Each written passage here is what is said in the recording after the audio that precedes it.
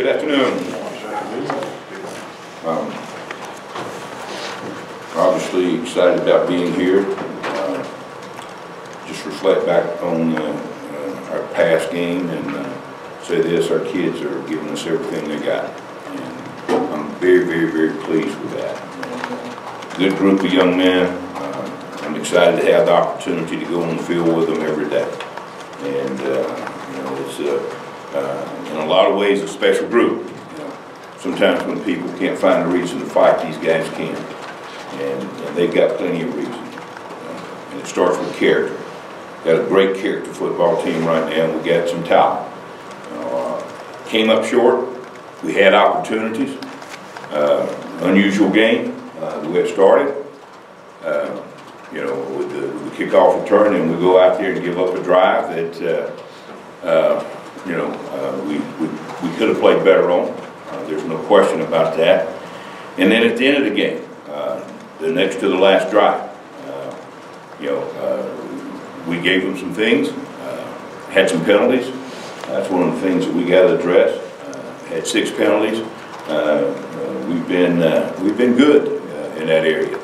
You know, 3 of them were pre-snap penalties. Those are things that we got to get handled.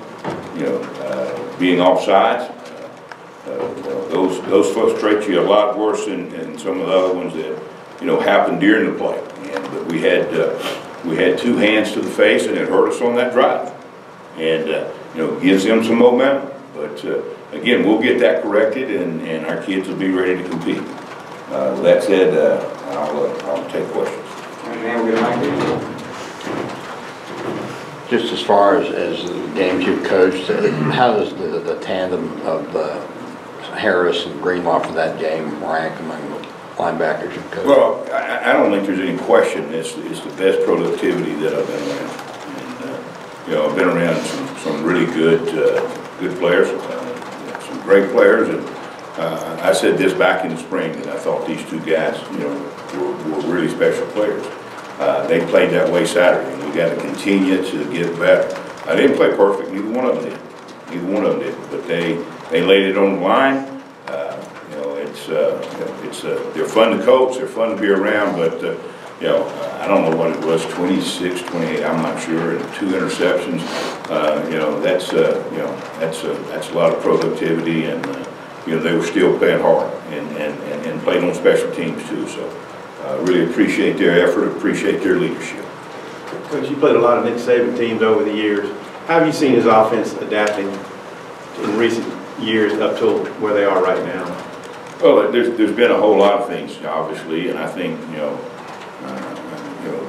Coach Saban's where he's at because he's a great coach. There's no question about that, and I think he's adapted, and I think it helps his defense. You know, I see them doing a lot of things offensively that you know, that are very, very difficult to defend, and you know, I think that helps his defense and their preparation. But I know he's had a bunch of different coordinators, but and I don't have any inside information other than the fact that I say, you know, there's no question who's running that program, and it's Coach Saban. He does a tremendous job. He's got his fingerprint on every aspect of it, and that's what's made him and helped him be successful, and obviously great knowledge of the game on both sides of the ball.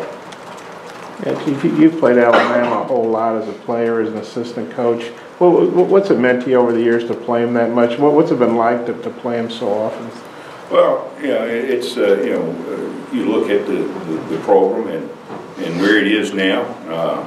We had an opportunity, you know, to play them when they were great, and we had an opportunity for about 7 or 8 years in Tennessee where we were much better than them. And you know, certainly that's turned around, and you know, they're one of the best programs in the country, and that speaks for itself. And you know, you want to play the best. You want to play the best, and you find out where where you are and how you measure up. And you know, it's you may say, is he serious about that? You're doggone right. You know, we want to know where we got to go to get to be at that point. And certainly, you know, we're looking at it right now, and we're going to prepare our guys to go play this game. And you know, it's when you play at number 1. you know, you should be at your best, and we need to be at our best. When you look at Tua and what he's done for that offense, what do you see from him and his ability, especially on third down, to create plays? Well, he's a special guy. There's no question about that, you know. And I think they have two excellent quarterbacks. You know, 2 years ago, they have a quarterback that was on the Heisman ballot, went to New York, and has led that team very, very well. You know, and you know, he's done a great job, you know, handling the two quarterbacks that he has, and it's impressive. But you know, Tua is a guy that can beat you running, can beat you throwing, and beat you in a lot of different ways. And that's where it's kind of changed through the years. You know, 7 or 8, maybe 10 years ago, they were, you know, run, play action, drop back team. You know, now they do it all. They do it all, and they got the guy that touches the ball every time is really, really good and well coached. Chief, we can see the production of the linebackers, but what's happening up front to give those guys a chance, and who's playing well there? Well, you know, talked about that last week even before the game, and I think particularly inside and even at the defensive end, particularly inside, our guys have been solid all year, and you know, we got to, and that was a starting point for us, and we got to continue to grow there, but. You know, it's a lot easier when you got guys that are being active up front and you know, attacking the line of scrimmage. It's a lot easier for those linebackers to clean up stuff. And you know, certainly, you know, if you're good enough and you get the push on some of the double teams, they have to stay on them a little longer. And our guys have done a good job of doing that. And when they haven't, then they've been able to make plays. So it all goes together. It starts up front. There's no question about that. And you know, that's where you got to be. You know, you want to be great at every position, but you got to be great up front if you're going to compete, particularly in the SEC. Yeah, Chief, I think Dejan, if I understood it right, he asked to be on punt coverage. I know he had 2 or 3 tackles. What'd you think about his performance? And I was watching a replay of the game, and the announcer said that you had gone to Ty Story and, you know, thanked him for his toughness and said the defense really appreciated that. I was wondering if you could elaborate on that. Well, you know, we want to do, and we talked about that last week, we want to do whatever we need to do to move this program forward. And certainly, you know, it's a lot easier. Let me say this, and this is the absolute truth. It's a lot easier to install a defense and get it going a lot quicker than an offense can. Now, there may be exceptions. There may be exceptions, but you know, we want to play the style of defense that will take some pressure off our offense. And you know, are we getting there, or are we there? No, we're not there. You know, we need to have more takeaways. And in terms of the quarterback, listen, you know, I take my hat off of that young man. He's a competitor, and he showed heart, and he's going to continue to get better. There's no question about that. And we're a family, and we got to support each other. And when you're in the middle of a storm like we are right now, you better be locked up. You better be locked up. You better be for each other. You better pull for each other. And that's what I see. That's what I see. And to be quite honestly, Coach Morris has done a tremendous job of making sure that our team is that way. You know, it's a team. It's not an offense. It's not a defense. It's not special teams. It's a team. And I think our players care about each other. I really do. I think they love each other and they fight for each other. And that's the attitude that you got to have.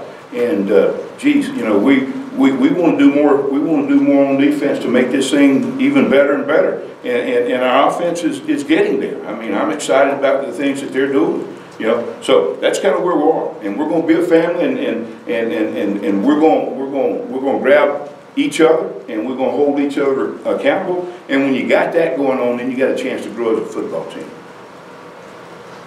Hey, Chief, I want to ask you about the progression of the corners opposite Pulley, McClellan and Buster, how they're coming along, and if you expect to get Brito back at any point, or Chevin Callaway. Well, I don't know when they're going to be back, you know, but I will tell you this: every week they've gotten better. Every week they've gotten better. There's no question about it. And confidence, maturity, technique, fundamentals. And that's what we got to keep doing. You know, we got a couple of young guys that are starting to show up, And that's exciting. That's exciting. We're not there yet. You know, we're not there yet, but hey, we're headed in that direction, and that's what's important. Every day, if we can get 1 or 2% better, then we're going to keep growing as a football team, and that's what we got to do. And I mentioned the character. You know, these guys are going out there, and it's not easy. It's not easy going out there and busting your butt and not being able to see the full reward that you want. But hey, they've been great, and that's what we're going to expect, and that's what we're going to keep doing. But those 2 young corners are growing. Like I said, not where they need to be, and that's okay, as long as they keep the attitude they got and get better every day. Last question. Yeah, your numbers against the SEC teams have actually improved from the first 3 games, I think. Can you speak to why those total defense numbers have been better the last 2 weeks? Well, I think if you speak to it, you know, you may be making some excuses, and I'm not going to make excuses, okay? But I'll tell you some reasons. Number one, you know, we're continue to grow fundamentally. Number 2, we've got a couple players back that didn't play in those games, and again, that's not an excuse. And I'm not here to make excuses. I will never make excuses. But we got a couple of players back that have, you know, helped us become a better defense by them being out there, and that's a big part of it. Thanks, Steve.